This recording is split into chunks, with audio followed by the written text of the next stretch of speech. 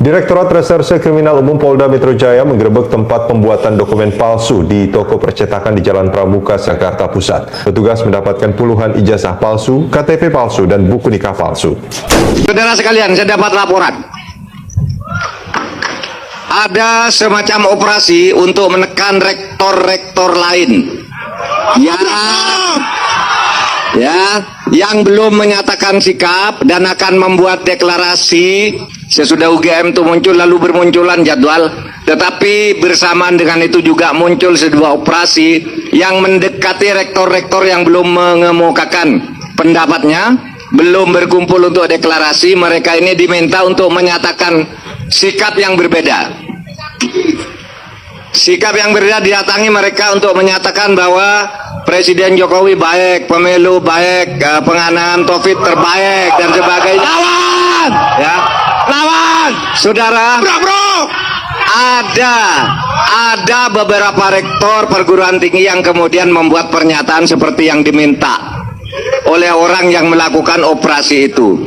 Tetapi ada rektor yang jelas-jelas menolak, yaitu Rektor Universitas Sugio Pranoto dari Semarang. Tetapi semakin ditekan perguruan tinggi, semakin menggelombang gerakan-gerakan terus. Publik kembali dikejutkan oleh sebuah pengakuan yang tak terduga. Di tengah meredupnya berbagai polemik lama, tiba-tiba muncul sosok yang mengaku sebagai pembuat ijazah palsu. Dalam pernyataan terbuka yang beredar luas di berbagai platform, pelaku secara gamblang membongkar praktik yang selama ini jarang tersentuh secara terang-terangan. Bukan sekedar klaim kosong, pelaku bahkan menjelaskan secara rinci bagaimana proses pembuatan ijazah tersebut dilakukan. Ia menyebut bahwa bahan yang digunakan bukanlah bahan sembarangan. Justru sebaliknya, bahan yang dipakai diklaim identik dengan yang digunakan oleh lembaga pendidikan resmi, mulai dari jenis kertas, tekstur, hingga teknik pencetakan yang sulit dibedakan oleh mata awam. Pengakuan ini sontak memicu gelombang reaksi dari publik. Banyak yang terkejut, tidak sedikit pula yang mulai mempertanyakan kembali berbagai dokumen yang selama ini dianggap sah tanpa pernah diuji secara mendalam.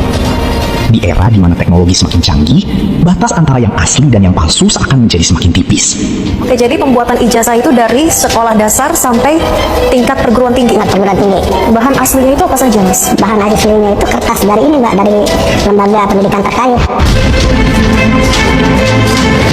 Kertasnya langsung dari lembaga pendidikan terkait. Ya, dan kita nggak menyetok, kita pesan itu bila mana ada orderan masuk. Karena kan kemauan customer kan beda-beda, nggak bisa semuanya sama. Kertas dari lembaga pendidikan terkait artinya ada kerjasama dengan oknum di sana atau seperti apa? Kalau untuk saya mendapatkannya kan saya dapat dari bos juga, Mbak, yang dia punya link langsung ke orang lembaga tersebut ya. Asli, Ya. sama seperti yang dicetak langsung oleh perguruan tinggi tersebut. Sama persis. Kalau yang asli itu kan coba Mbak boleh punya Mbak ijazah punya Mbak, coba Mbak kalau ada sinar UV Mbak terawang atau diterani pasti nanti bakal timbul warna nyala kayak biru-biru gitu, hijau ke biru-biruan warnanya. Kualitasnya sama dengan yang Mas jual? Sama, 99% nggak bisa dibedain. 99% tidak Cuma bisa satu yang dibedakan. bisa membedain, nomor induknya. Nomor induknya saja. Ya. Artinya ini kalau dimasukkan ke dalam laman resmi Kemdikti, Dikdasmen ini tidak bisa. Nggak bisa. Validasi. Itu pasti nanti yang timbul namanya beda antara nomor NIK yang dimasukkan dan nama yang ada di ijazah aspal itu beda. Di titik inilah, perhatian publik kembali tertuju pada sejumlah isu lama yang sempat mengemuka, namun tak pernah benar-benar menemukan titik terang. Salah satunya adalah soal kejanggalan data administratif dalam dokumen pendidikan yang pernah beredar di ruang publik. Isu mengenai perbedaan nama pada nomor induk yang ketika ditelusuri justru mengarah pada nama yang berbeda kembali mencuat dan menjadi bahan perbincangan hangat. Oleh sebab itu, kalau saya sih, saya makanya nggak ikut-ikut campur bicara gitu, lelah gitu. Itu sebabnya saya tidak pernah ikut bicara soal ijazah. Kita sudah tahu lah kesimpulannya, kalau kita punya rasionalitas sudah tahu. Terjadinya kerusakan hari ini adalah kerusakan yang dibuat 10 tahun Jokowi berkuasa. Dengan ijazah palsunya yang jelas-jelas kita bisa lihat dengan mata kita sehat, fotonya itu bukan foto Jokowi, kumisnya bukan Jokowi, mulutnya bukan Jokowi, telinganya bukan Jokowi. Itu foto orang lain yang dipakai oleh Jokowi. Dan pelakunya itu kami menduga keras Eko Sulistyo, mantan ketua KPUD Solo. Eko Panjul kalau kawan-kawan aktivis bilang. Dia adalah aktivis kiri yang memainkan ijazah ini. Maka oleh karena itu saya meminta Jokowi segera sadar, segera meminta maaf kepada rakyat. Bahkan Eko pun keluar dari kandangnya. Kalau memang dia tidak melakukan, dia harus klarifikasi. Tapi kalau dia melakukan, dia tidak bisa berbohong. Karena banyak kawan-kawan yang tahu masalah ini. Dan dia harus meminta maaf kepada bangsa ini. Dan rakyat pasti memaafkan. Tapi masalah hukum itu masalah lain. Jadi Pak Jokowi jangan lagi membuat gaduh bangsa bangsa ini mengadu domba kami dengan rakyat-rakyat yang lain dengan isu ijazah ini. Terbuka saja. Kalau itu memang bukan ijazah Jokowi, silakan Jokowi mengakui. Kami tidak marah. Yang telah berjuang selama ini selama hampir 3-4 tahun. Apa yang dilakukan oleh Pak Jokowi ini adalah petaka yang diciptakan sendiri oleh Pak Jokowi. Ini adalah political engineering dari seorang Jokowi ketika Jokowi gagal mengalahkan dirinya sendiri. Sehingga apa? Dia ingin selalu mengalahkan orang lain. Nah, ini yang kemudian harus menjadi pandangan dari kita, bahwa apa yang dilakukan Jokowi ini sebenarnya bukan hal yang baru dalam sejarah peradaban manusia. Tapi sebenarnya Pak Jokowi juga harus belajar dari sejarah itu, bahwa orang-orang yang seperti Pak Jokowi ini akan terjadi matinya, mundurnya, tumbangnya, tersungkurnya, itu akan tersungkur dalam kehinaan dan betul-betul tidak akan dihargai. Saya ingat kata-katanya Abul A'la Al-Ma'arri dalam salah satu bukunya, dalam syairnya. Ketika seorang pemimpin itu culas dan menipu rakyatnya dengan kata-kata yang penuh sukacita, dia akan mati diinjak oleh kaki rakyatnya sendiri yang sedang menari dan berdansa. Itu tulisan Abul A'la Al-Ma'arri. Jadi jangan heran kalau suatu saat Jokowi diinjak-injak oleh rakyat. Spekulasi pun berkembang dengan cepat. Sebagian pihak mengaitkan temuan tersebut dengan berbagai dugaan yang selama ini beredar, sementara yang lain memilih untuk bersikap lebih hati-hati. Mereka menilai bahwa informasi semacam ini tidak bisa hanya didasarkan pada potongan data yang belum diverifikasi secara menyeluruh. Para pengamat hukum dan pendidikan pun mulai angkat bicara. Mereka mengingatkan bahwa persoalan keaslian dokumen bukanlah hal sepele. Dibutuhkan audit forensik, klarifikasi dari institusi terkait, serta proses hukum yang transparan untuk memastikan kebenaran yang sesungguhnya. Tanpa itu semua, publik hanya akan terus terjebak dalam pusaran opini dan asumsi. Kalau memang saudara Joko Widodo merasa tersinggung, bagaimana dengan rakyat yang hari ini sudah sekian kali dibohongi? Mobil SMK 11.000 triliun, anak-anakku tidak ikut politik, tidak ada impor, dan seterusnya. Apakah rakyat tidak sakit hati? Coba lihat ekonomi kita hari ini. Apakah dalam periode ini ada kebaikan di negeri ini sehingga rakyat boleh merasa bahagia? Kalau ada yang bahagia dengan alokasi anggaran dari saudara Joko Widodo, silakan. Tetapi hak rakyat juga kalau merasa terzolimi, dan memang faktanya saya pun merasa terzolimi. Dan jangan katakan orang yang sedang berjuang melawan kezoliman, melawan kebohongan itu sebagai menyakiti. Harusnya bertanya, apa yang telah kau lakukan pada rakyatmu sehingga rakyatmu sakit? Pak Jokowi, kalau melihat ini, tolong, apa yang kau lakukan pada rakyatmu, bangsamu, sehingga urusan yang sepele hanya menunjukkan selembar ijazah kau tidak lakukan? Kau tidak punya sikap negarawan, lebih memilih proses hukum dan ingin mengambil pilihan memenjarakan seorang ibu yang punya anak hanya demi kepuasan bahwa semua harus diselesaikan secara hukum. Saya masuk yang kedua. Tadi pendekatan objektif, yang kedua pendekatan subjektif. Sebenarnya pendekatan subjektif ini kekisuran bisa selesai dengan subjektivitas seorang Joko Widodo, manakala dia punya sikap kebangsaan, kenegarawanan. Melihat persoalan ini lebih besar dan aspek hukum bisa dikesampingkan karena ada persoalan moral, kepercayaan publik. Tidak mau anak bangsa teradu domba dengan persoalan ini. Kenapa? Karena kalau proses hukum akan ada banding kasasi, ini lama. Proses itu sederhana. Subjektivitas seorang Joko Widodo untuk menunjukkan ijazah aslinya kepada publik dan selesai. Dan karena sampai hari ini saudara Joko Widodo tidak kunjung menunjukkan ijazah itu kepada publik, maka patut diduga saudara Joko Widodo memang menginginkan bangsa ini terus terbelah, mengadu domba di antara rakyat, dan memang ingin memenjarakan rakyatnya di tengah legasi yang dia merasa sudah berbakti pada rakyatnya selama 10 tahun. Ingat, 10 tahun itu hilang hanya karena dia memenjarakan rakyat. Dan terakhir, apakah dengan memenjarakan rakyatnya urusan ini selesai? Ada presiden, Bambang Trimulyono dan Gus Dur sudah dipenjara, tapi apakah orang tidak bertanya ijazah asli? Mohon maaf, ini ijazah asli ini tidak terjawab. Kenapa? Metode menyelesaikan masalah nggak cocok. Masalahnya ijazah asli atau tidak diselesaikan dengan menjarain orang. Harusnya kalau orang bertanya asli atau tidak, tunjukkan ijazahnya, selesai, bukan dengan memenjarakan orang. Ini yang saya sebut bahwa saudara Joko Widodo tidak sedang benar-benar ingin menyelesaikan masalah ini, bahkan cenderung ingin berbuat zalim dan zalim lagi kepada rakyatnya dengan mengambil narasi proses dan prosedur hukum dengan menarget rakyatnya sendiri. Memang ini mungkin jalan Tuhan lah, ya kan. Tiba-tiba saya dipertemukan sama Bung Refli tadi, sedikit berbincang mengenai memperkenalkan bahasa ini Yulianto, yang salah satu nama disebut tim Jakarta. Saya bilang gitu. Kaitan dengan ijazah Pak Jokowi yang kemudian diduga palsu, itu memang menarik karena waktu itu Bung Bitor ngajakin saya bertemu di tempatnya Mas Eros di GBN, Eros Jarot. Begitu ketemu langsung ditanya, Mas Eros, capek-capek kita cari pembuat ijazah palsu, ternyata Yulianto. Nah, gitu. Bener gak itu, Pak? Iya. Waduh, langsung saya enggak gitu karena saya posisi 2012. Iya. 2012 saya ketua Ya, teman-teman, kembali lagi bersama saya di channel ini. Teman-teman pasti kalian sudah melihat cuplikan video di atas, bahwasanya negara ya sudah kacau, gaduh oleh pembohong, pengkhianat dan perampok berdasi amburadul. Nah, dilihat wajahnya saja sudah kelihatan kalau plongo-plongo kok dijadikan wapres ngurusi rakyat 280 juta jiwa. Yang salah siapa lagi kalau bukan mereka? Nah, kalau memang menghancurkan sebuah negara, angkat dan juga presiden boneka, wayang golek, nanti dalangnya yang mengandalkan di belakang layar. Ya, jadi kebanyakan pil, koplo ngantok, dan plongo-plongo mesin-mesin lama-lama stres.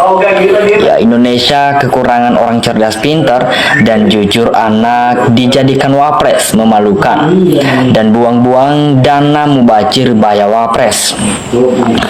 Nah, jadi teman-teman menyuruh anak kecil bermain di tempat orang dewasa, kacau lah jadinya. Ya, udah kelihatan tidak mampunya, dipaksain ya. Banyak ya orang pinter dan jujur, kenapa nggak dikasih kesempatan? Lama-lama negara dipimpin sama orang-orang titipan semua. Ya, teman-teman juga kita melihat kelakuan ataupun perbuatan ataupun perjalanan-perjalanan yang Gibran melakukan saat dia menjabat di negara kita. Ya, saat dia menjabat cawapres negara kita, semua pekerjaan atau kinerja yang telah dia lakukan itu tidak sesuai sebagai cawapres negara. Ya, jadi wapres hanya dijadikan beban negara, ya, berkualitas lebih cepat, lebih baik untuk dimazulkan. Nah, jadi tahu bermasalahan tapi membiarkan sama jahat dan juga dengan orang bermasalah. Jadi di situ saya sebagai rakyat yang lulus cuman sarjana Jokowi, akal bulusnya itu luar biasa ketua MK. Ya, Usman dan juga memalsukan pecandu narkoba, ya, bahkan mukanya juga sangat jelas lilung. Nah, Prabowo jika tidak menghukum Jokowi, maka Gibran dan Prabowo wajib dilengsarkan. Hasil dari pelanggaran konstitusi, hasilnya yang kayak ini sangat menyedihkan. Ya, benar sekali Mas, demi bangsa dan negara, mundur dengan sendirinya lebih baik daripada dimazulkan. Anehnya orang bodoh disuruh pimpin negara, hancurlah bro. Nah, saya ucungkan jempol untuk wapres yang mengundurkan diri tanpa dimaksudkan, yang dimana kasihan pemimpin kita ya, punya wakil tidak bisa mengimbangi kerja nyata pemimpin. Rakyat rugi punya wapres yang mempunyai kompetensi, sudah kasih gaji gede tapi nggak ada fungsinya. Ya, jadi bagi pejabat Indonesia, meski tidak mampu malah hasil dari curang, sekalipun sangat menantang ataupun mengundurkan diri, pejabat apalagi penguasa dalam martabat sangat tertinggi. Nah, pemerintahan hanya menerima titipan-titipan adalah orang tak siap kerja, sama seperti zaman Orde Baru yang tinggi menunggu perintah dan juga petunjuk seperti mengasuh bayi, dan juga negara tak akan bisa maju hanya ngurusin jompo.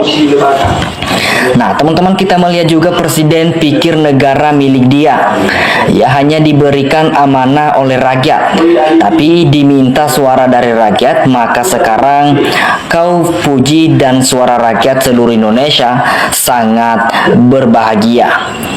Nah, jadi tegakkan hukum di atas segalanya. Dalam suatu negara hukum harus dijadikan panglima dalam tata negara sehingga Indonesia jadi negara hukum yang menegakkan keadilan menuju Indonesia sejahtera.